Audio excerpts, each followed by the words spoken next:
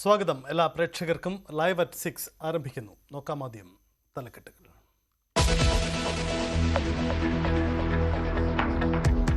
ശബരിമല സ്വർണ്ണപ്പാളി ഇളക്കിയതിൽ ദുരൂഹതയേറുന്നു. ഉണ്ണികൃഷ്ണൻ പോറ്റിയുടെ ഇടപെടലുകളുടെ കൂടുതൽ വിശദാംശങ്ങൾ പുറത്ത്. സത്യം പുറത്തു വരുമെന്ന് ഉണ്ണികൃഷ്ണൻ പോറ്റി. ഈ കാര്യങ്ങൾ എന്ത്, എങ്ങനെ, എപ്പോൾ, എവിടെ വെച്ചായി എന്നുള്ളതൊക്കെ തീർച്ചയായിട്ടും നിങ്ങൾക്ക് ബോധ്യപ്പെടും. ഒരു ദിവസം കൊണ്ട് ഇപ്പോൾ ഹൈക്കോടതിയിലോട്ട് കേസ് ഫയൽ ചെയ്തതല്ലേ ഉള്ളൂ. അപ്പോൾ അത് നിങ്ങൾക്ക് എല്ലാവർക്കും ബോധ്യപ്പെടും.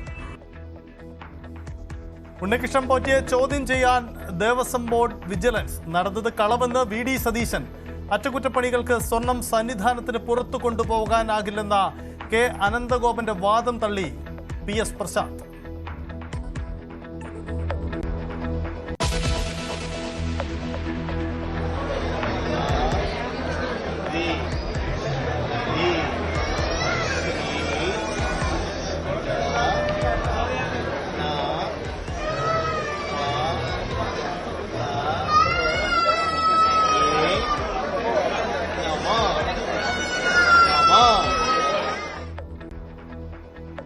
ആദ്യാക്ഷരം എഴുതി കുരുന്നുകൾ. കുട്ടികളെ അറിവിന്റെ ലോകത്തേക്ക് കൈപിടിച്ച് ആചാര്യന്മാർ. പുലൂർ മൂകാംബികയിൽ നവരാത്രി ആഘോഷങ്ങൾക്ക് സമാപനം. ദസറ ആഘോഷങ്ങളിൽ മൈസൂർ.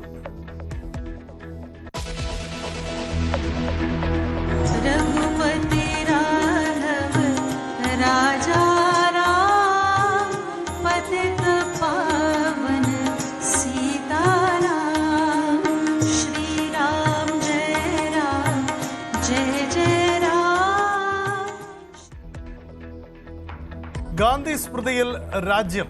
രാജ്ഘട്ടിൽ പുഷ്പാർച്ചന നടത്തി പ്രമുഖർ. വികസിത ഭാരതം കെട്ടിപ്പടുക്കാനുള്ള പാതയിൽ ഗാന്ധിജിയെ പിന്തുടരണമെന്ന് മോദി. 2 अक्टूबर है, इसलिए स्वर्गीय महात्मा गांधी जी की भी जयंती है. अपने स्वातंत्र्य की लड़ाई में उनका योगदान तो अविस्मरणीय है. ഗാന്ധിജിയെ പ്രകീർത്തിച്ച് മോഹൻ ഭാഗവത്. 100ാം വാർഷികത്തിൽ RSS.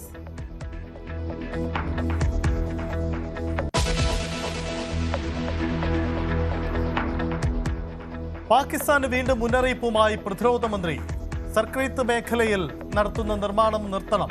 പ്രകോപനമുണ്ടായാൽ ചരിത്രവും ഭൂമിശാസ്ത്രവും മാറുന്ന തിരിച്ചടി നൽകും. अगर सरक्रीक इलाके में पाकिस्तान की ओर से कोई भी हिमाकत की गई तो उसे ऐसा करारा जवाब मिलेगा कि इतिहास और भूगोल दोनों बदल जाएंगे मेरे साथियों. और 1965 की जंग में भारत की सेना ने लाहौर तक पहुंचने का सामर्थ्य भी दिखाया. പാക് അധിനിവേശ കാശ്മീരിൽ സർക്കാർ വിരുദ്ധ പ്രക്ഷോഭം തുടരുന്നു. 12 പേർ കൊല്ലപ്പെട്ടു.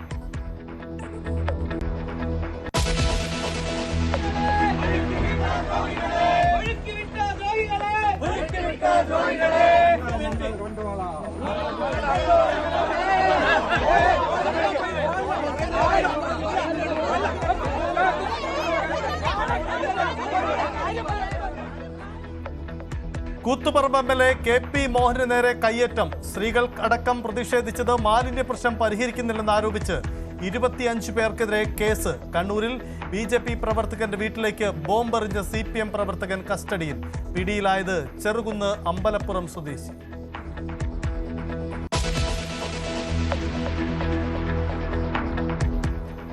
അഹമ്മദാബാദ് ക്രിക്കറ്റ് ടെസ്റ്റിൽ പിടിമുറുക്കി ഇന്ത്യ. 1ാം ഇന്നിംഗ്സിൽ വെസ്റ്റ് ഇൻഡീസ് 162 പുറത്ത്. മുഹമ്മദ് സിറാജിന് 4 വിക്കറ്റ്. 3 വിക്കറ്റ് വീഴ്ത്തി ജസ്പ്രീത് ബുംറ.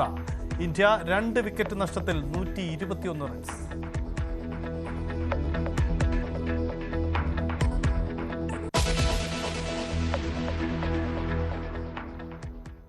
വിശദമായി കിടക്കുമ്പോൾ ശബരിമല സ്വർണ്ണപ്പാളി വിവാദത്തിൽ സ്പോൺസറായ ഉണ്ണികൃഷ്ണൻ പോറ്റിയുടെ ദുരൂഹ ഇടപെടലുകളുടെ കൂടുതൽ വിശദാംശങ്ങൾ പുറത്തുവന്നു. 2020 ഫെബ്രുവരിയിലും ദ്വാരകപാലക ശില്പങ്ങളിലെ സ്വർണ്ണപ്പാളികളുടെ അറ്റകുറ്റപ്പണി നടത്താമെന്ന് വാഗ്ദാനം ചെയ്ത് ദേവസ്വം ബോർഡിൽ ഉണ്ണികൃഷ്ണൻ കത്ത് നൽകിയ വിവരങ്ങളാണ് പുറത്തുവന്നത്. സ്വർണ്ണപ്പാളി സ്ഥാപിച്ച് 3 മാസം മാത്രം കഴിഞ്ഞപ്പോഴായിരുന്നു ദുരൂഹമായി ഈ നീക്കം വീണ്ടും ഉണ്ടായത്. ഉണ്ണികൃഷ്ണൻ പോറ്റിയെ ദേവസ്വം വിജിലൻസ് ശനിയാഴ്ച ചോദ്യം ചെയ്യും.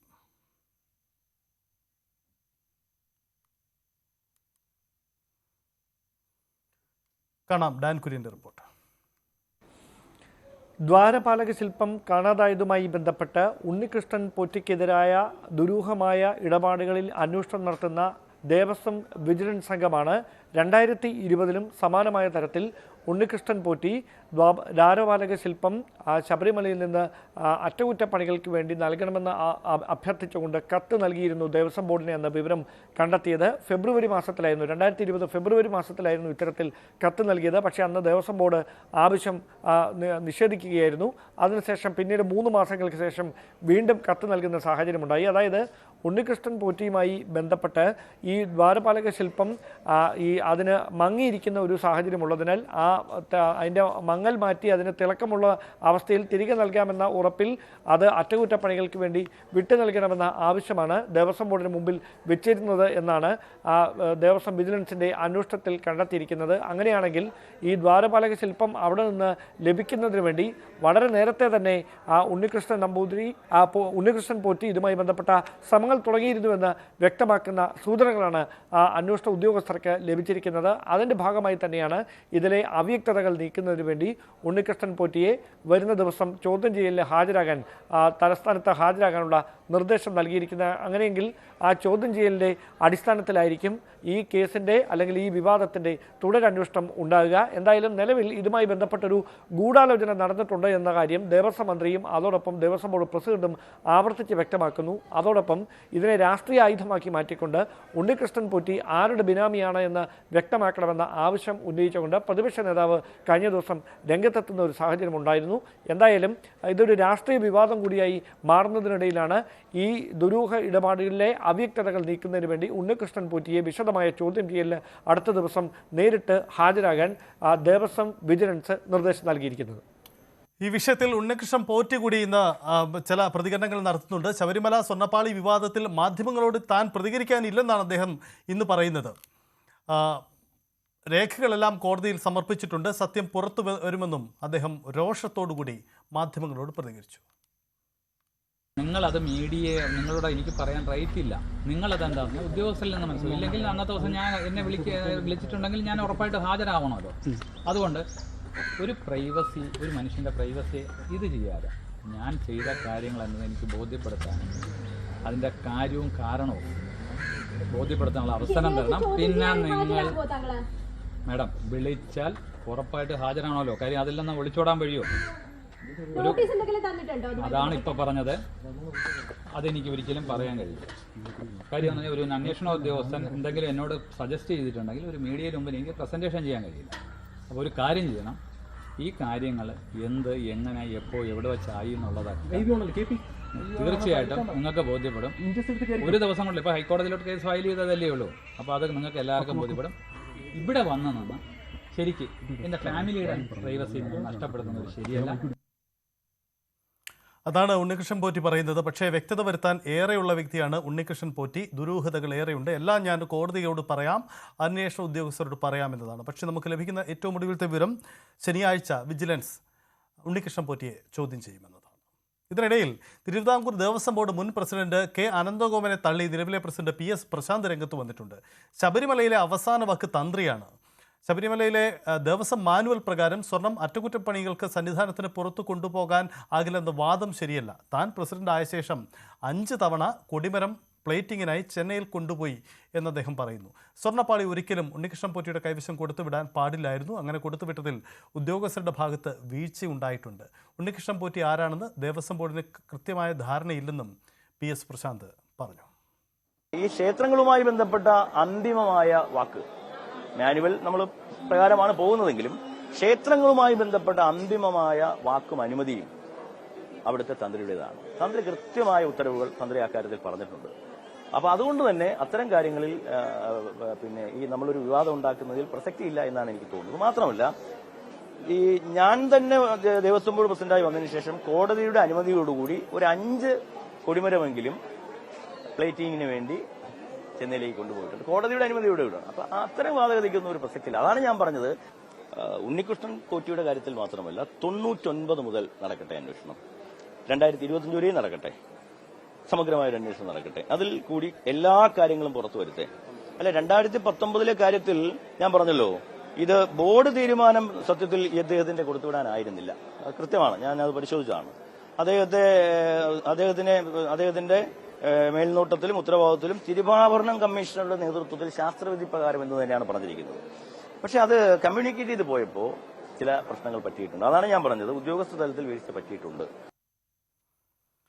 അതാണ് സർക്കാർ ഈ വിഷയത്തിൽ നടത്തുന്ന വിശദീകരണം. 2019 സ്വർണ്ണപ്പാളി പുറത്തു കൊണ്ടുപോകുന്നതിൽ വീഴ്ച പറ്റിയതായി സംബന്ധിച്ച് CPM നേതൃത്വവും സ്വർണ്ണപ്പാളി കൈമാറുന്നത് തിരുവാഭരണ കമ്മീഷണറുടെ സാന്നിധ്യത്തിൽ ആയിരിക്കണമെന്ന വ്യവസ്ഥ പാലിക്കപ്പെട്ടില്ല. കുറ്റക്കാർക്കെതിരെ ദേവസ്വം വിജിലൻസിന്റെ നടപടി ഉണ്ടാകുമെന്നും CPM നേതാവ് കെ അനിൽകുമാർ പറഞ്ഞു. അവിടെ നിന്നും ഇത് കൊണ്ടുപോയി തിരികെ കൊണ്ടുവരിക എന്ന കാര്യം നിർവഹിക്കേണ്ടത് ദേവസ്വം തിരുവാഭരണ കമ്മീഷനും ദേവസ്വം കമ്മീഷനും ഉൾപ്പെടെയുള്ള ഉദ്യോഗസ്ഥരുടെ മേൽനോട്ടത്തിലാണ്. തന്ത്രിയുടെ അനുവാദവും ദേവന്റെ അനുജ്ഞയും വാങ്ങി ആചാരപ്രകാരം മാത്രമേ ചെയ്യാൻ പാടുള്ളൂ. ഈ കാര്യങ്ങൾ അവിടെ ലംഘിക്കപ്പെട്ടു എന്നാണ് ഇപ്പൊ മനസ്സിലാക്കുന്നത്. അത് ഈ പോറ്റിയുടെ കയ്യിൽ കൊടുത്തുവിടാൻ ദേവസ്വം കമ്മീഷണർക്ക് അല്ലെങ്കിൽ അവിടുത്തെ തിരുവാഭരണ കമ്മീഷണർക്ക് അധികാരമുണ്ടായിരുന്നില്ല. അധികാര ദുർവിനിയോഗം നടത്തി പോറ്റിക്കൊപ്പം നിന്ന് ഈ തെറ്റായ കാര്യങ്ങൾ അവർ ചെയ്തു എന്നുള്ള കാര്യമാണ് ഇപ്പോൾ നമുക്ക് പ്രാഥമികമായി മനസ്സിലാക്കാൻ കഴിയുന്നത്. ഇല്ലെങ്കിൽ അവരുടെ ഭാഗത്തു നിന്നും വിശദീകരണങ്ങൾ ലഭ്യമാകേണ്ടതുണ്ട്. അതിൽ സംസ്ഥാന സർക്കാർ ഫലപ്രദമായ അന്വേഷണം ദേവസ്വം ബോർഡ് വിജിലൻസിനെ കൊണ്ട് നടത്തിക്കുന്നു. ഇങ്ങനെ CPM വിശദീകരിക്കുന്നുണ്ട്. പക്ഷേ പ്രതിപക്ഷം കടുത്ത നിലപാടിൽ തന്നെയാണ്. ശബരിമല സ്വർണ്ണപ്പാളി വിവാദത്തിൽ ആരോപണങ്ങളാണ് പ്രതിപക്ഷ നേതാവ് VD സതീശൻ ഉന്നയിക്കുന്നത്. നടന്നത് കളവ് തന്നെയാണ്. ഇപ്പോഴത്തെ ദേവസ്വം പ്രസിഡന്റും പാളികൾ ഉണ്ണികൃഷ്ണൻ പോറ്റിയുടെ പക്കൽ കൊടുത്തുവിട്ടു. പിണറായി സർക്കാരിലെ ദേവസ്വം മന്ത്രിമാരും അക്കാലയളവിലെ ദേവസ്വം പ്രസിഡന്റുമാരും ഉത്തരവാദികളാണെന്നും പ്രതിപക്ഷ നേതാവ് പറഞ്ഞു. ശബരിമലയുമായി ബന്ധപ്പെട്ട മറ്റൊരു വാർത്തയിലേക്ക് തന്നെ വരുമ്പോൾ NSS ജനറൽ സെക്രട്ടറി സുകുമാരൻ നായർക്കെതിരെ തിരുവനന്തപുരത്ത് വീണ്ടും ഫ്ലെക്സ് ബോർഡുകൾ പ്രത്യക്ഷപ്പെട്ടു. കരിക്കകത്താണ് സുകുമാരൻ നായർക്കെതിരെ ഫ്ലെക്സ് ബോർഡ് സ്ഥാപിച്ചത്. NSS കരിക്കകം എന്ന പേരിലാണ് ബോർഡ്. അയ്യപ്പ ഭക്തരെ പിന്നിൽ നിന്ന് കുത്തിയ സുകുമാരൻ നായർ സമുദായത്തിന് നാണക്കേടെന്നാണ് ഫ്ലെക്സിലെ വിമർശനം. ഹരിശ്രീ കുറിച്ച് അക്ഷരലോകത്തേക്ക് കുട്ടികൾ. വിജയദശമി ദിനത്തിൽ പ്രമുഖ ക്ഷേത്രങ്ങളിലും വിദ്യാഭ്യാസ സ്ഥാപനങ്ങളിലും സാംസ്കാരിക കേന്ദ്രങ്ങളിലും ആയിരക്കണക്കിന് കുരുന്നുകളാണ് വിദ്യാരംഭം കുറിച്ചത്. തിരുവനന്തപുരം ഐരാണിമുട്ടം പൂജപ്പുര സരസ്വതി മണ്ഡപം, കോട്ടയം പനച്ചിക്കാട് ക്ഷേത്രം, തൃശൂർ തിരുവുള്ളക്കാവ് ക്ഷേത്രം, തിരൂർ തുഞ്ചൻപറമ്പ് അടക്കം എഴുത്തിനിരുത്തൽ കേന്ദ്രങ്ങളിൽ വലിയ തിരക്കാണിന്ന് അനുഭവപ്പെട്ടത്. തെക്കൻ കേരളത്തിൽ പ്രത്യേകിച്ച് തിരുവനന്തപുരത്ത് ഏറ്റവും വിപുലമായി വിദ്യാരംഭ ചടങ്ങുകൾ നടക്കുന്ന, വിജയദശമി ആഘോഷം നടക്കുന്ന പൂജപ്പുര സരസ്വതി മണ്ഡപത്തിലാണ് ഞങ്ങളുള്ളത്. ഇവിടെ പുലർച്ചെ മുതൽ തന്നെ ആയിരക്കണക്കിന് കുരുന്നുകളാണ് ആദ്യാക്ഷരം കുറിക്കാനായി എത്തിയത്. വിവിധ മേഖലകളിൽ, സമൂഹത്തിന്റെ വിവിധ മേഖലകളിൽപ്പെട്ട പ്രമുഖർ ഇവിടെ കുട്ടികൾക്ക് ആദ്യാക്ഷരം കുറിച്ചു.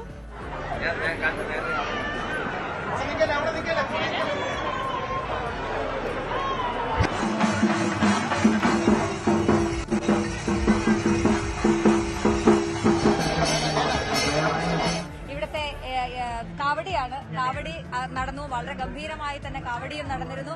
ഒപ്പം സുബ്രഹ്മണ്യ സ്വാമിയുടെ ഇങ്ങോട്ടേക്കുള്ള എഴുന്നള്ളത്ത്. തിരുവനന്തപുരവും തമിഴ്നാടും, കേരളവും തമിഴ്നാടും തമ്മിലുള്ള ബന്ധത്തിലെ ഒരുപക്ഷെ ഏറ്റവും മനോഹരമായ കാഴ്ചകളിൽ ഒന്നിനുകൂടി ഇവിടെ ഈ പൂജപ്പുര സാക്ഷ്യം വഹിക്കുന്നുണ്ട്. ഈ നവരാത്രി കാലത്ത് തമിഴ്നാട്ടിൽ നിന്നുള്ള 3 ദേവീ ദേവന്മാരെ ഇങ്ങോട്ട് എഴുന്നള്ളിച്ചു കൊണ്ടുവന്ന് ഇവിടെ വിവിധ ക്ഷേത്രങ്ങളിലായി പ്രതിഷ്ഠിച്ച് ഈ 9 ദിവസവും അവർക്ക് പൂജകളൊക്കെ അർപ്പിച്ച് അതിനുശേഷം ഈ ദിവസം, വിജയദശമി ദിവസം, അവരുടെ മടങ്ങിപ്പോക്കാണ് ഏറ്റവും പ്രധാനപ്പെട്ട തിരുവനന്തപുരത്തെ നവരാത്രി ആഘോഷങ്ങളിലൊന്ന്. അതിന്റെ ഭാഗമായി ഈ പൂജപ്പുരയിലേക്ക് എത്തുന്നത് കുമാരൻ കോവിലിൽ നിന്നുള്ള വേലായുധസ്വാമി അല്ലെങ്കിൽ കുമാരസ്വാമിയാണ്. വളരെ പ്രൗഢഗംഭീരമായ സ്വീകരണമാണ് ഈ പൂജപ്പുരയിലെ ജനകീയ സമിതി കുമാരസ്വാമിക്ക് നൽകി സ്വീകരിക്കുക എന്ന അപൂർവ ചടങ്ങ് ഒരു പക്ഷേ ഇവിടെ മാത്രമായിരിക്കും ഉണ്ടാവുക. അതിനുകൂടി നമ്മൾ സാക്ഷ്യം വഹിച്ചു.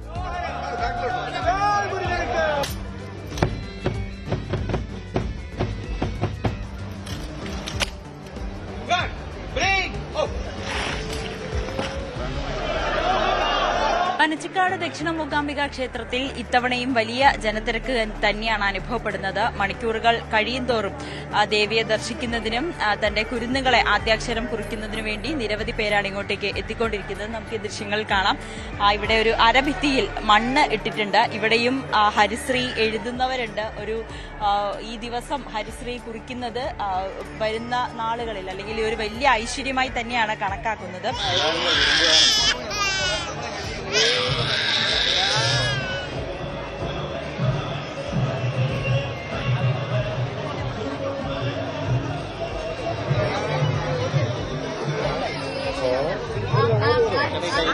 മറ്റൊരു പ്രത്യേകത, ഈ ക്ഷേത്രത്തിൽ ഒരു ദിവസം മാത്രമല്ല, ഈ വിദ്യാരംഭത്തിന് മാത്രമല്ല, എല്ലാ ദിവസവും ആദ്യാക്ഷരം കുറിക്കാൻ കുരുന്നുകളെ കൊണ്ട് ഇവിടേക്ക് വരുന്നവരുണ്ട്. എല്ലാ ദിവസവും അത് ഇവിടെ നടത്തി പോരുന്നുണ്ട്. 2 ദിവസം, ഈ പൂജ വെക്കുന്ന 2 ദിവസം ഒഴിച്ചു കഴിഞ്ഞാൽ ബാക്കി എല്ലാ ദിവസങ്ങളിലും ഇവിടെ വിദ്യാരംഭ ചടങ്ങുകൾ നടക്കുന്നു.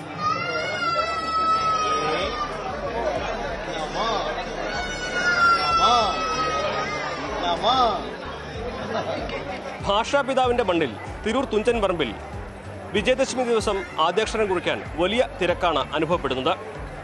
തുഞ്ചൻ പറമ്പിൽ 2 ഇടങ്ങളിലായിട്ടാണ് കുഞ്ഞുങ്ങൾക്ക് എഴുത്തിനിരുത്തൽ ചടങ്ങ് നടന്നത്. ഒന്ന് പാരമ്പര്യ എഴുത്താശാന്മാർ എഴുത്തിനിരുത്തുന്ന കൃഷ്ണശിലാ മണ്ഡപത്തിലും, മറ്റൊന്ന് മലയാളത്തിലെ വിഖ്യാത സാഹിത്യകാരന്മാർ എഴുത്തിനിരുത്തുന്ന സരസ്വതി മണ്ഡപത്തിലും. 2ഇടത്തും രാവിലെ 4:45 തന്നെ ഈ ചടങ്ങുകൾ ആരംഭിച്ചു. വലിയ തിരക്ക് അപ്പോൾ മുതൽ തന്നെ അനുഭവപ്പെടുന്നുണ്ട്. ഇപ്പോൾ നമ്മൾ നിൽക്കുന്നത് ഇവിടെ അദ്ദേഹത്തിൻ്റെ ഈ തുഞ്ചത്താചാര്യൻ രാമായണം എഴുതി എന്ന് വിശ്വസിക്കുന്ന കാഞ്ഞിരത്തിൻ്റെ ചുവട്ടിൽ ആണ് ഉള്ളത്. ഇവിടെ കാണാം, ഇവിടെ ആളുകളൊക്കെ വിജയദശമി ദിവസം ഇവിടെ എത്തി ഈ മണ്ണിലും ഹരിശ്രീ കുറിക്കുന്ന ഒരു ആചാരമുണ്ട്. കായ്ക്കാത്ത കാഞ്ഞിരമാണ് ഇതെന്നാണ് വിശ്വാസം, ഐതിഹ്യം. അതിൻ്റെ ചുവട്ടിൽ ഉള്ള മണ്ണിൽ ഹരിശ്രീ കുറിക്കുന്നത് അത് പ്രായഭേദമന്യേ എല്ലാവരും ചെയ്യുന്ന ഒരു ചടങ്ങ് കൂടിയാണ്. ഇന്നേ ദിവസം എല്ലാവരും ഹരിശ്രീ ഇവിടെ എഴുതുന്നതും നമുക്ക് കാലങ്ങളായി ഇവിടെ തുടരുന്ന ഒരു ആചാരമാണ്. ഇതിന് അടുത്ത് തന്നെയാണ് അദ്ദേഹത്തിൻ്റെ എഴുത്താണി സൂക്ഷിച്ചിരിക്കുന്ന മണ്ഡപവും ഉള്ളത്. വർഷത്തിൽ 2 തവണ മാത്രമാണ് ഇവിടെ ഇത്രയും ഈ ഒരു എഴുത്താണി പുറത്തെടുത്ത് അത് മറ്റുള്ളവർക്ക് കാണാനുള്ള ഒരവസരം. ഒന്ന് ഈ വിജയദശമി ദിവസമാണ്, മറ്റൊന്ന് തുഞ്ചൻ ഉത്സവത്തിൻ്റെ സമയത്താണ്. അപ്പോൾ നമുക്കിവിടെ കാണാം, ഈ ഒരു കാഞ്ഞിരത്തിൻ്റെ ചുവട്ടിൽ ഈ ഒരു തറയ്ക്ക് താഴെ ഉള്ള മണലിൽ എല്ലാവരും പ്രായഭേദമന്യേ എല്ലാവരും ഹരിശ്രീ ഗണപതയെ നമ കുറിച്ച് ഇന്നേ ദിവസം അക്ഷരങ്ങളെ ആദരിക്കുന്ന ഒരു കാഴ്ച നമുക്കിവിടെ കാണാൻ സാധിക്കും. ഒപ്പം തന്നെ 2 ഇടങ്ങളിലായിട്ടുള്ള എഴുത്തിനിരുത്തൽ ചടങ്ങുകളും നടക്കുന്നുണ്ട്.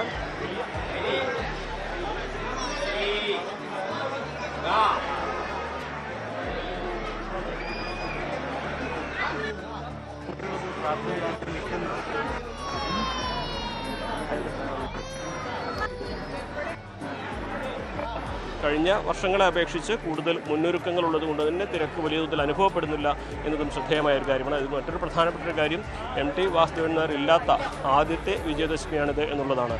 കഴിഞ്ഞ 3 വർഷങ്ങൾക്കായി അദ്ദേഹം സജീവമല്ലെങ്കിൽ പോലും അദ്ദേഹത്തിൻ്റെ സന്ദേശങ്ങളോ അദ്ദേഹത്തിൻ്റെ വീഡിയോ ആയിട്ടുള്ള സന്ദേശങ്ങളൊക്കെ അവിടെ വരാറുണ്ടായിരുന്നു. പക്ഷേ അദ്ദേഹത്തിൻ്റെ വിയോഗത്തിന് ശേഷമുള്ള ആദ്യത്തെ വിജയദശമിയാണിത് എന്നുള്ളതും പ്രധാനപ്പെട്ട ഒരു കാര്യമാണ്. എന്നാണെങ്കിലും വലിയ തിരക്ക് തിരൂർ തുഞ്ചൻ പറമ്പിൽ പതിവ് തെറ്റിക്കാതെ തന്നെ ഈ ദിവസം ഉണ്ടായിക്കൊണ്ടിരിക്കുന്നു.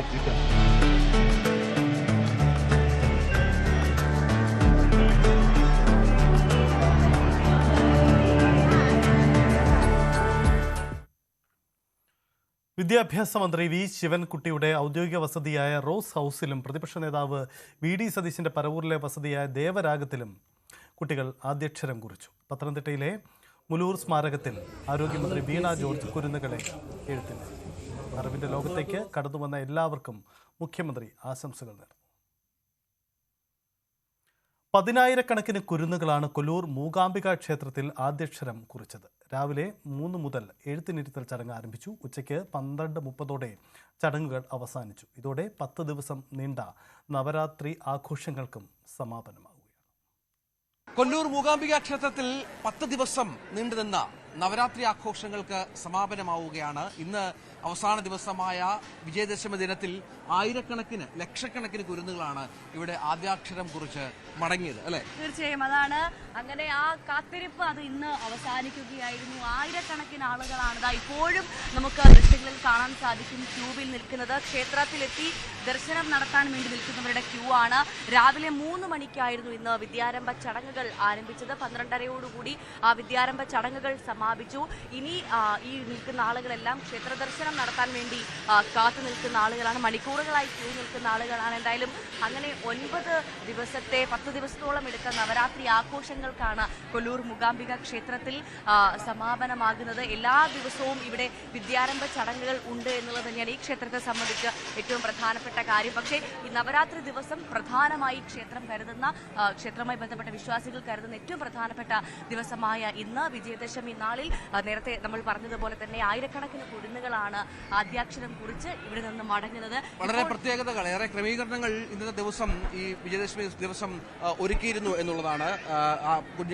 കുരുന്നുകളുമായി ബന്ധപ്പെട്ട് വിവിധ സംസ്ഥാനങ്ങളിൽ നിന്ന്, പ്രത്യേകിച്ച് കേരളത്തിൽ നിന്നൊക്കെ ഒരുപാട് ആളുകൾ ഇന്നലെ മുതൽ തന്നെ ഇവിടെ ക്യാമ്പ് ചെയ്ത് ആദ്യാക്ഷരം കുറിച്ച് കുട്ടികൾക്ക്, തങ്ങളുടെ കുരുന്നുകൾക്ക് ആദ്യാക്ഷരം കുറിച്ച് ആഗ്രഹ സഫലീകരണം നടത്തിയാണ് മടങ്ങിയത്. മാത്രമല്ല ഏത് പ്രായത്തിൽപ്പെട്ട ആളുകൾക്കും ഇവിടെ വന്ന് അക്ഷരം കുറിച്ച് മടങ്ങിപ്പോകാം. അതിനുള്ള ക്രമീകരണങ്ങൾ ഇവിടെയുണ്ട്. അങ്ങനെയും ഒരുപാട് ആളുകൾ, പ്രത്യേകിച്ച് അതുമാത്രമല്ല കലകളുമായി ബന്ധപ്പെട്ടുള്ള വിദ്യാരംഭം കുറിക്കാൻ ഡാൻസ് ചെയ്യുന്നവർ, പാട്ട് പാടുന്നവർ, മറ്റ് കലകൾ അഭ്യസിക്കുന്നവർ, അവർക്കും വലിയൊരു അനുഗ്രഹവും പുണ്യവും ഒക്കെയാണ് ഇവിടെ എത്തി ഇത്തരം കാര്യങ്ങളിൽ പങ്കെടുക്കുക എന്നുള്ളത്. അങ്ങനെ അതിനുള്ള ക്രമീകരണങ്ങൾ ഒരുക്കിയിട്ടുണ്ടായിരുന്നു. ഇപ്പോൾ ഈ കാണുന്ന ദൃശ്യങ്ങളൊക്കെ രാവിലെ മുതൽ ഇവിടെ വലിയ ക്യൂ ആണ്. ഈ ചടങ്ങുകൾ ഏതാണ്ട് അവസാനിച്ചിട്ട് പോലും ഇപ്പോഴും ആളുകൾ ദർശനം നടത്താനായി ഇന്ന് മുഴുവൻ നട തുറന്നിരിക്കുകയാണ്. ദർശനം നടത്തി മടങ്ങാനായുള്ള എല്ലാ തരത്തിലുള്ള ക്രമീകരണങ്ങളിലുമാണ് എന്ന് വേണം മനസ്സിലാക്കാൻ. എവിടെ നിന്നാണ് വരുന്നത്? നെല്ലിന്റെ പ്രത്യേകത എന്താ? നെല്ല് കുറെ പേരെ കയ്യിൽ കണ്ടു. ഞങ്ങൾക്ക് അറിയില്ല. പ്രസാദമായിട്ട്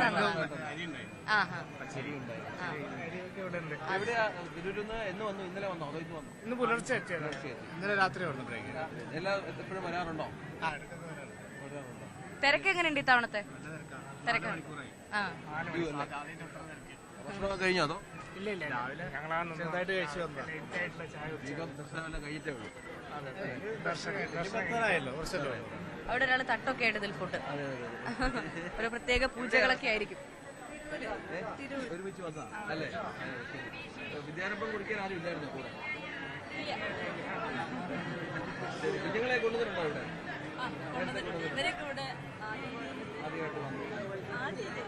ഇവരൊക്കെ ഇവിടെ അക്ഷരം എഴുതിയ ആളുകളാണല്ലേ? ഇപ്പോൾ ഇവിടെ പൂജാ ചടങ്ങുകൾ അത് പുരോഗമിക്കുകയാണ്. ആ ദൃശ്യങ്ങളിലേക്ക് കൂടി നമുക്ക് ഒന്ന് പോകണം. ദേവിയുടെ വിഗ്രഹം പുറത്തേക്ക് എഴുന്നള്ളിക്കുകയാണ്. അതുകൊണ്ടാണ് കുറച്ച് സമയത്തേക്ക് നട അടച്ചിട്ടിരിക്കുകയാണ്. ഒരു വലം വെച്ച ശേഷമാണ് ഇത്തരത്തിൽ നട തുറക്കുക.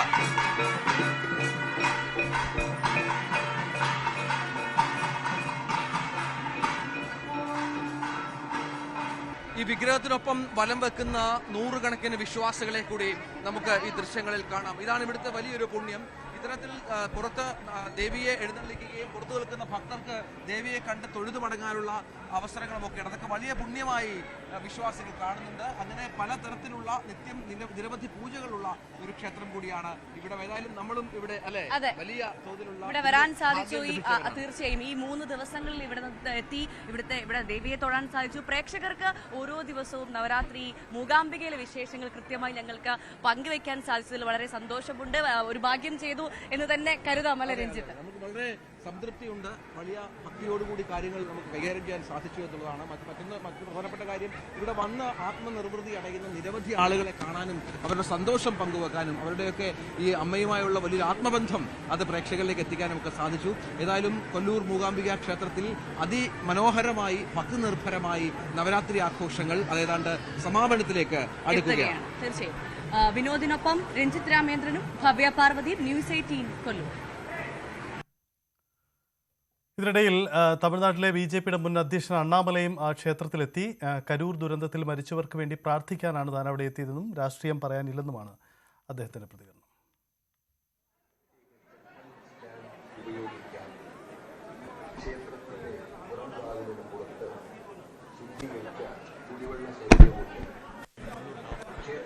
Brought these children for Akshara Abhyasa, writing the first letters. A lot of mothers are there, sisters are there, elderly people are there. And I just hope and pray everybody will get a blissful darshan of Moogambika Amma, go back with a lot of positivity and serve the public well. For me, I keep coming often, but I don't come on auspicious days because auspicious days might be crowded because of me, somebody will be inconvenienced. But today the main reason I came is because of the stampede that happened in Karur. 41 people died.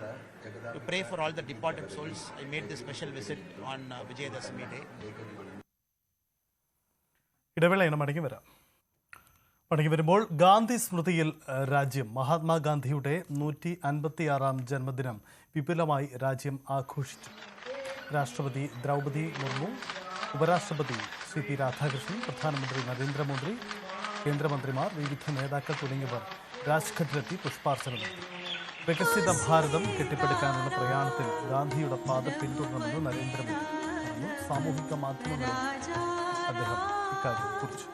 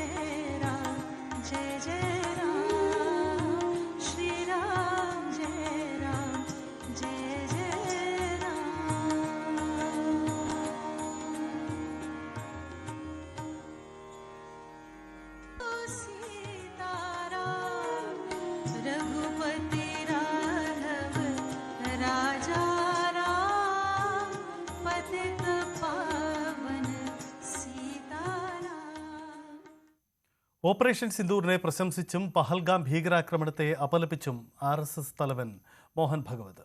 രാജ്യസുരക്ഷയ്ക്കായി കൂടുതൽ ജാഗ്രത വേണം. ലോകം ഇന്ത്യയുടെ കരുത്ത് കണ്ടു. ഭീകരവാദത്തെ പിന്തുണയ്ക്കുന്നവർക്ക് operation Sindoor തക്കതായ മറുപടി നൽകിയെന്നും നാഗ്പൂരിലെ RSS ആസ്ഥാനത്ത് 100ാം വാർഷിക സമ്മേളനത്തിൽ അദ്ദേഹം പറഞ്ഞു. एक दुर्घटना पहलगाम की भी हुई. हमला हुआ सीमा पार के आतंकियों के द्वारा. 26 भारतीय नागरिकों की उनका धर्म पूछकर हत्या की.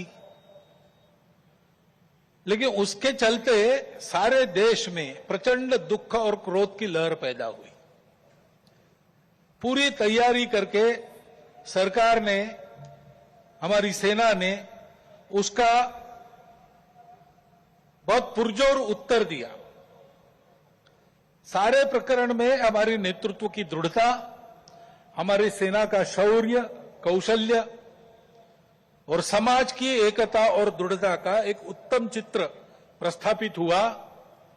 और यह भी वह घटना हमको सिखा गई कि यद्यपि हम सबके प्रति मित्रभाव रखते हैं और रखेंगे, फिर भी अपने सुरक्षा के विषय में हमको अधिकाधिक सजग रहना पड़ेगा, समर्थ बनना पड़ेगा. തീരുവ കാട്ടി ഭീഷണിപ്പെടുത്തുന്ന അമേരിക്കയ്ക്ക് ആത്മനിർഭർ ഭാരതിലൂടെ മറുപടി നൽകണമെന്നും മോഹൻ ഭഗവത് പറയുന്നു. ഇറക്കുമതിയെ ആശ്രയിക്കുന്നത് ബലഹീനതയാകരുത്. നമ്മൾ സ്വയം പര്യാപ്തരാകണം. സ്വദേശി ഉൽപ്പന്നങ്ങൾ പ്രോത്സാഹിപ്പിക്കണമെന്നും അദ്ദേഹം പറഞ്ഞു. अमेरिका ने जो नई टैरिफ नीति अपनाई, उनके अपने हित के लिए अपनाई होगी, लेकिन उसकी मार तो सभी पर पड़ रही है.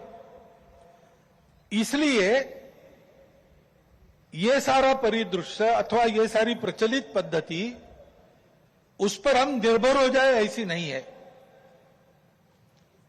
और इसलिए इस निर्भरता को मानते हुए, विश्व जीवन की एकता को मानते हुए, हमको इसको मजबूरी न बनाते हुए जीना अगर है तो स्वदेशी और स्वावलंबन का कोई परिणाम नहीं, कोई पर्याय नहीं.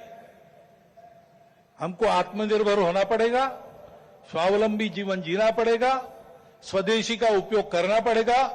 और फिर भी अंतर्राष्ट्रीय संबंधों का सब प्रकार के, राजनयिक हो, आर्थिक हो, व्यापारिक हो, इन सबका जतन हमको करना पड़ेगा.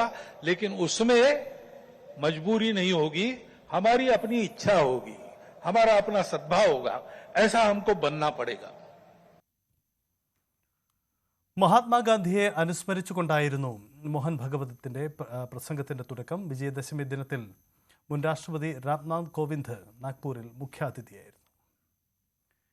TVK റാലിക്കിടെ കരൂരിൽ 41 പേർ മരിച്ച സംഭവത്തിൽ വിജയ്ക്കെതിരെ നിയമ നടപടി വേണ്ടെന്ന നിലപാടിൽ DMK. രാഷ്ട്രീയ പാർട്ടികളുമായി ബന്ധപ്പെട്ട ഏതെങ്കിലും പരിപാടികളിൽ അനിഷ്ട സംഭവങ്ങൾ ഉണ്ടായാൽ ഉന്നത നേതാവിനെതിരെ നടപടിയെടുക്കുന്നത് തെറ്റായ കീഴ്വഴക്കങ്ങൾ സൃഷ്ടിക്കുമെന്നാണ് മുഖ്യമന്ത്രി MK സ്റ്റാലിൻ്റെ വിലയിരുത്തൽ. കൂടാതെ വിജയ്ക്കെതിരെ രാഷ്ട്രീയ ആരോപണങ്ങൾ ഘടിപ്പിക്കരുതെന്നും നേതാക്കൾക്ക് DMK നിർദ്ദേശം നൽകിയിട്ടുണ്ട്. അതേസമയം കരൂരിൽ വിജയ് പ്രസംഗിക്കുമ്പോൾ ചെരിപ്പറിയുന്ന ദൃശ്യങ്ങൾ TVK വീണ്ടും ചർച്ചാ വിഷയമാക്കി. പരിപാടിയിൽ സംഘർഷമുണ്ടാക്കാൻ DMKയുടെ ഭാഗത്തു നിന്നും കരുതിക്കൂട്ടിയുള്ള ശ്രമം നടന്നുവെന്നാണ് ആരോപണം. പാകിസ്ഥാന് കർശന മുന്നറിയിപ്പുമായി പ്രതിരോധ മന്ത്രി രാജ്നാഥ് സിംഗ്. സർക്കയത്ത് മേഖലയിൽ പാകിസ്ഥാൻ നടത്തുന്ന നിർമ്മാണ പ്രവർത്തനങ്ങൾ ഉടൻ നിർത്തിയില്ലെങ്കിൽ ഗുരുതര പ്രത്യാഘാതം നേരിടേണ്ടി വരുമെന്ന് അദ്ദേഹം പറഞ്ഞു. കറാച്ചിയിലേക്കുള്ള ഒരു വഴി കടന്നുപോകുന്നത് സർക്കയത്തിലൂടെയാണെന്ന് പാകിസ്ഥാൻ ഓർക്കണം. ഏതെങ്കിലും തരത്തിൽ പ്രകോപനമുണ്ടായാൽ ചരിത്രവും ഭൂമിശാസ്ത്രവും മാറുന്ന തരത്തിൽ തിരിച്ചടി നൽകുമെന്നും രാജ്നാഥ് സിംഗ് വ്യക്തമാക്കി. आजादी के 78 साल बीत जाने के बावजूद सरक्रीक इलाके में सीमा को लेकर एक विवाद खड़ा किया जाता है। भारत ने कई बार बातचीत के रास्ते इसका समाधान करने का प्रयास किया है, मगर पाकिस्तान की नीयत में खोट है, उसकी नीयत साफ नहीं है।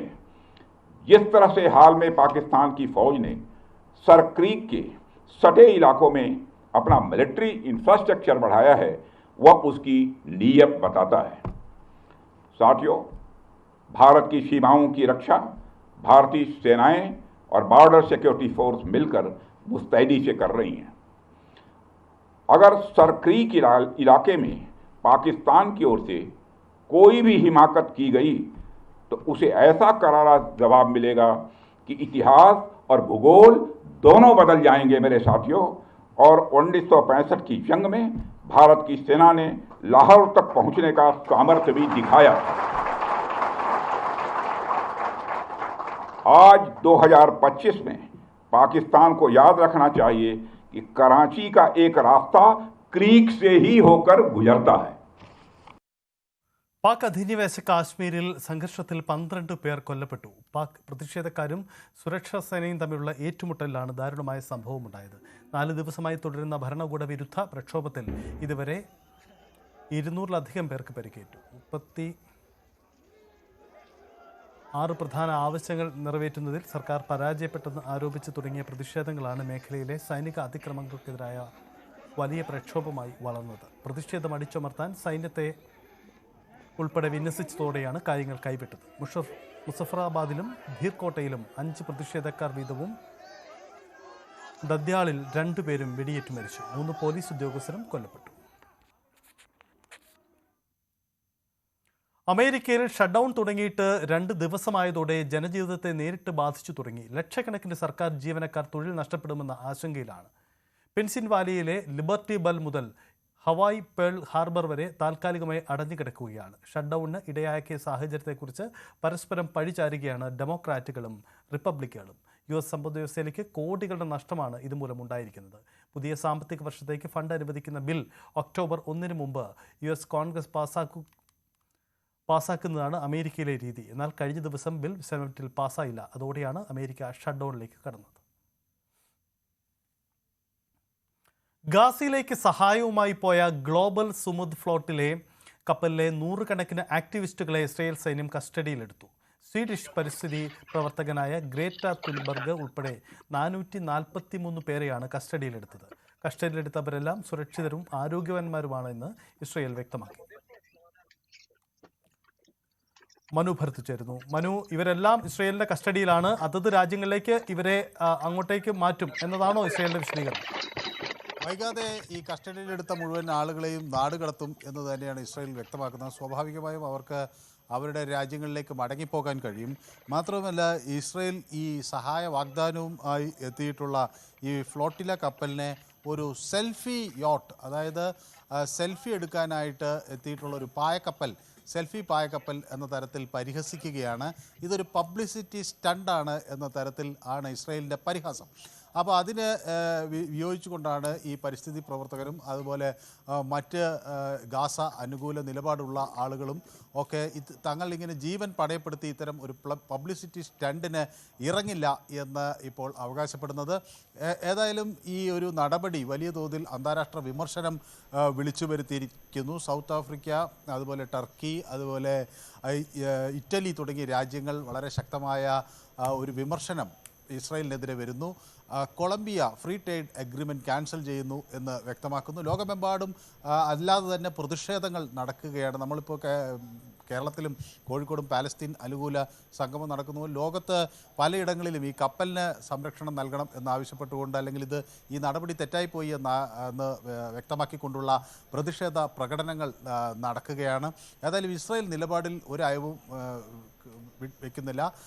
ഈ കപ്പലിൻ്റെ പ്രവർത്തനം ഒരു പൈറസി അല്ലെങ്കിൽ കടൽക്കൊള്ള തരത്തിലുള്ള ഒരു നീക്കം എന്ന രീതിയിലാണ് ഇസ്രായേൽ ഇതിനെ കാണുന്നത്. ഗസയിൽ സഹായം എത്തിക്കാൻ എന്ന് പറഞ്ഞു വരുന്നവർ യഥാർത്ഥത്തിൽ ഒരു പബ്ലിസിറ്റി സ്റ്റണ്ടിന് വരുന്ന ആളുകളാണ്. തീവ്രവാദത്തിനെ റിവാർഡ് ചെയ്യുന്ന അല്ലെങ്കിൽ അവരെ അനുമോദിക്കുന്ന പ്രവർത്തനങ്ങളാണ് അവർ നടത്തുന്നത് എന്ന ആക്ഷേപമാണ് ഈ സ്വീഡിഷ് പരിസ്ഥിതി പ്രവർത്തകൻ ഗ്രേറ്റ തംബർഗ് ഉൾപ്പെടെയുള്ളവർക്കെതിരെ ഇസ്രായേൽ നടത്തുന്നത്. അതാണ് സാഹചര്യം. എന്തായാലും ഈ വിഷയത്തിൽ നിലപാട് കടുപ്പിച്ചതോടുകൂടി യൂറോപ്പിലും പ്രതിഷേധമുണ്ട്. കാരണം സന്നദ്ധ പ്രവർത്തകരെ തടഞ്ഞുവരുത്ത നടപടി യൂറോപ്പിലും വലിയ പ്രതിഷേധങ്ങൾക്ക് ഇടവച്ചിട്ടുണ്ട്.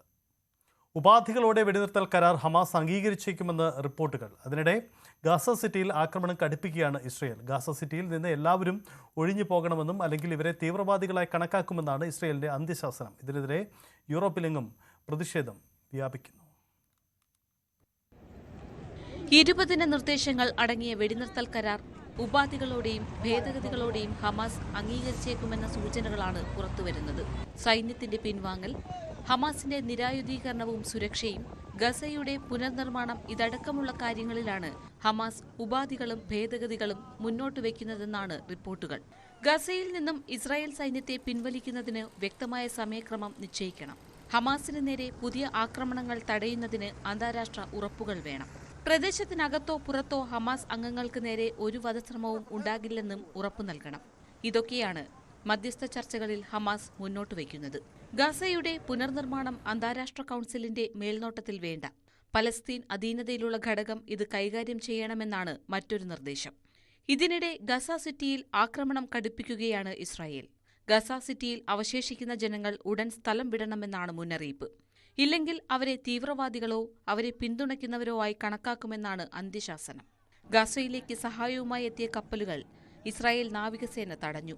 സ്വീഡിഷ് പരിസ്ഥിതി പ്രവർത്തകയായ ഗ്രേറ്റ തൻബർഗ് ഉൾപ്പെടെയുള്ളവരെ കസ്റ്റഡിയിലെടുത്തു. If you wish to deliver aid to Gaza, you may do so through the established channels. Please change your course toward the port of Ashdod, where the aid will undergo a security inspection. 37 രാജ്യങ്ങളിൽ നിന്നുള്ള 201 പേരാണ് Mediterranean കടലിലൂടെ ഗസയിലേക്ക് നീങ്ങിയത്. ഇവരെ തടഞ്ഞതിനെതിരെ യൂറോപ്പിലും Latin American രാജ്യങ്ങളിലും പ്രതിഷേധം ശക്തമാകുകയാണ്.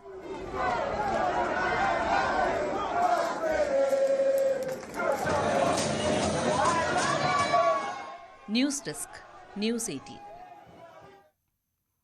ഗസയിലെ കൂട്ടക്കുരുതിയിൽ പ്രതിഷേധിച്ചും പലസ്തീന ഐക്യദാർഢ്യം പ്രഖ്യാപിച്ചും കോഴിക്കോട് LDF-ന്റെയും മുസ്ലിം ലീഗിന്റെയും റാലികൾ. LDF നേതൃത്വം നൽകിയ റാലി പലസ്തീൻ അംബാസിഡർ മുഖ്യാതിഥിയെ പങ്കെടുത്തു.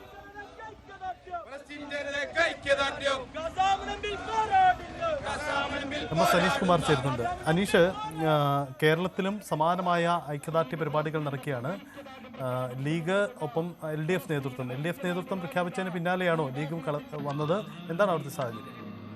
8 മണിക്കൂറുകളുടെ ഇടവേളയിലാണ് നൂറുകണക്കിന് ആളുകൾ പങ്കെടുത്ത 2 പ്രതിഷേധ പ്രകടനങ്ങൾ കോഴിക്കോട് നടന്നിരിക്കുന്നത്. മുസ്ലിം യൂത്ത് ലീഗിന്റെ ആഭിമുഖ്യത്തിലാണ് ഗാസ ഐക്യദാർഢ്യം പ്രഖ്യാപിച്ചുകൊണ്ടുള്ള റാലി നടന്നത്. അതിൽ നിരവധി യുവാക്കളും ലീഗ് പ്രവർത്തകരടക്കം പങ്കെടുത്തു.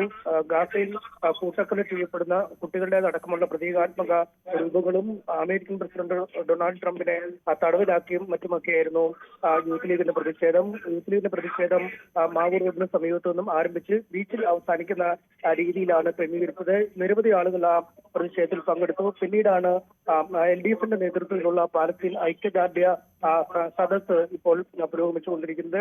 ഈ സദസ്സിൽ പാലസ്തീൻ അംബാസഡർ പങ്കെടുക്കുന്നു എന്നതാണ് ഏറ്റവും ശ്രദ്ധേയമായ കാര്യം. കഴിഞ്ഞ ഏതാനും ദിവസങ്ങളായി സംസ്ഥാനത്ത് ഉള്ള പാലസ്തീൻ അംബാസഡർ മുഖ്യമന്ത്രിയുമായി കൂടിക്കാഴ്ച നടത്തിയിരുന്നു. AK സെന്ററിലെത്തി CPM നേതാക്കൾ അടക്കമുള്ളവരെയും കണ്ടു. ഇതിനുശേഷമാണ് അദ്ദേഹം പങ്കെടുക്കുന്ന ഏക പൊതുപരിപാടി കോഴിക്കോട് നടക്കുന്നത്. കേരളത്തിൽ നിന്നും ഈ പൊരുതുന്ന പാലസ്തീൻ ജനതയ്ക്ക് ലഭിക്കുന്ന ഐക്യദാർഢ്യത്തിന് അങ്ങേയറ്റം പാലസ്തീൻ ജനത കടപ്പെട്ടിരിക്കുന്നു എന്ന് അദ്ദേഹം പറയുന്നു. നേരത്തെയുള്ള കാലം മുതൽ തന്നെ എക്കാലവും പാലസ്തീനോട് ഒരു അനുകൂല നിലപാട് സ്വീകരിച്ച കേരളത്തിൽ നിന്നും ലഭിക്കുന്ന ഈ പ്രതികരണങ്ങളിൽ തികഞ്ഞ നന്ദിയുണ്ട് എന്നും അദ്ദേഹം പറയുന്നു. ഇസ്രായേൽ കടന്നാക്രമങ്ങളെ പിന്തുണയ്ക്കുന്ന മൗനമാണ് ഈ വിഷയത്തിൽ നരേന്ദ്രമോദിയുടേതെന്നാണ് CPM സംസ്ഥാന സെക്രട്ടറി MV ഗോവിന്ദൻ കുറ്റപ്പെടുത്തിയത്. ഇസ്രായേലിനെതിരെ കടുത്ത നിലപാട് സ്വീകരിച്ചിരുന്ന രാജ്യമായിരുന്നു ഒരു കാലത്ത് ഇന്ത്യ. എന്നാൽ ഇപ്പോൾ അത് പൂർണ്ണമായും മാറിയിരിക്കുന്നു. ഇസ്രായേലിന് ഇന്ത്യ നൽകുന്ന പിന്തുണ അത് രാജ്യത്തിന് അപമാനകരമാണ് എന്ന് അദ്ദേഹം പറയുന്നു. ഹമാസിനെതിരെ എന്ന് പറഞ്ഞ യുദ്ധം ആരംഭിച്ചവർ പിന്നീട് ഇറാനും ഖത്തറും അടക്കമുള്ള രാജ്യങ്ങൾക്കെതിരെ തിരിയുന്നു.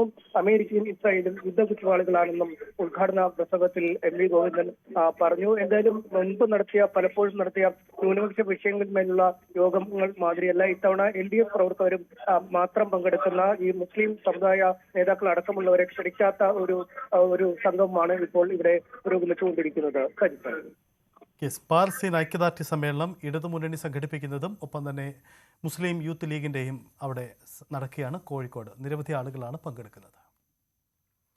ഹിന്ദിയിൽ സംസാരിക്കാൻ നിർബന്ധിച്ച് മലയാളി വിദ്യാർത്ഥികളെ ന്യൂഡൽഹിയിൽ പോലീസ് മർദ്ദിച്ച സംഭവത്തിൽ മുഖ്യമന്ത്രി പിണറായി വിജയൻ കേന്ദ്ര ആഭ്യന്തരമന്ത്രി അമിത്ഷായ്ക്ക് കത്തയച്ചു. ഉന്നതതല അന്വേഷണം നടത്തി കുറ്റക്കാരായ പോലീസുകാർക്കെതിരെ നടപടി എടുക്കണമെന്നാണ് ആവശ്യം.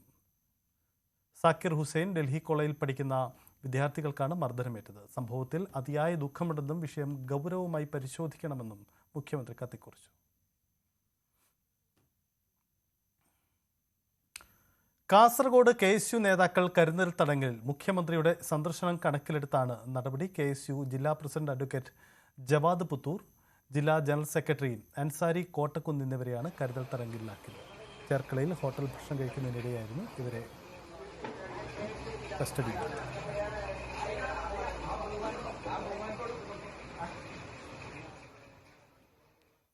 വീണ്ടും ഇടവേള.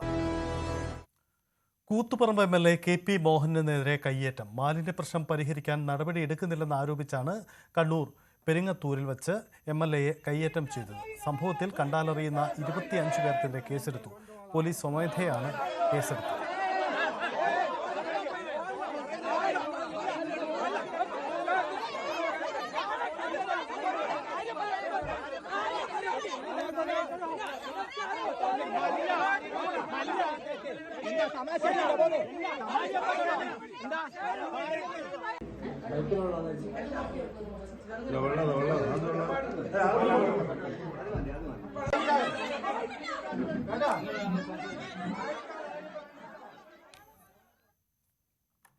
കണ്ണൂർ ചെറുകുന്നിൽ BJP പ്രവർത്തകന്റെ വീടിന് നേരെയുണ്ടായ ബോംബേറിൽ CPM പ്രവർത്തകൻ കസ്റ്റഡിയിൽ. ചെറുകുന്ന് അമ്പലപ്പുറം സ്വദേശിയാണ് കണ്ണപുരം പോലീസ് കസ്റ്റഡിയിലെടുത്തത്. ഇയാളെ പോലീസ് ചോദ്യം ചെയ്തു വരികയാണ്. പുലർച്ചെ 2:30യോടെയാണ് ആക്രമണമുണ്ടായത്. ബോംബേറിൽ വീടിന് കേടുപാടുകൾ സംഭവിച്ചു. രാഹുൽ മാങ്കൂട്ടത്തിൽ നിന്നും മോശം അനുഭവമുണ്ടായെന്ന് ആദ്യം വെളിപ്പെടുത്തി രംഗത്തെത്തിയ നടി റിനി ആൻ CPMന്റെ വേദിയിലെത്തി. KJ ഷൈനെതിരായ സൈബർ അധിക്ഷേപത്തിൽ പ്രതിഷേധിച്ച് പറവൂരിൽ സംഘടിപ്പിച്ച പെൺ പ്രതിരോധ സംഗമത്തിലാണ് റിനി പങ്കെടുത്തത്. താനും വലിയ തോതിൽ സൈബർ ആക്രമണം നേരിട്ടതായും പ്രസ്ഥാനത്തെ ദുഃഖിപ്പിക്കേണ്ടെന്ന് കരുതിയാണ് യുവനേതാവിൻ്റെ പേര് ആദ്യം പറയാതിരുന്നതെന്നും റിനി പറഞ്ഞു. ചടങ്ങിൽ KJ ഷൈൻ റിനിയെ CPMലേക്ക് സ്വാഗതം ചെയ്തു. സമ്മേളനത്തെ അഭിവാദ്യം ചെയ്യുന്നതിന് വേണ്ടി നമുക്ക് അവർക്ക് പ്രിയങ്കരിയായിട്ടുള്ള റിനി ആൻ ജോർജിനെ ക്ഷണിക്കുന്നു. കഴിഞ്ഞ ദിവസം പറവൂരാണ് ഈ ഒരു പരിപാടി സംഘടിപ്പിച്ചത്.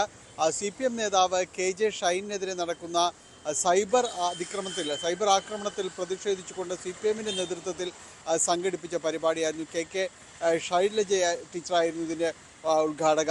ഏതായാലും ഈ സമ്മേളന വേദിയിലേക്ക് റിനി ജോർജ് എത്തുകയും KJ ഷൈനെ ഐക്യദാർഢ്യം പ്രഖ്യാപിക്കുകയും എല്ലാം തന്നെ ചെയ്തതോടുകൂടി ഇത് കൂടുതൽ ഈ സമ്മേളനം എന്നത് ശ്രദ്ധ നേടുകയാണ്. CPM വേദിയിലേക്ക് റിനി ജോർജ് എത്തുകയും അവർക്ക് നേരിട്ട സൈബർ അധിക്ഷേപം സംബന്ധിയായ കാര്യങ്ങൾ അവരുടെ അഭിപ്രായങ്ങൾ പറയുകയും ചെയ്തിരിക്കുന്നു.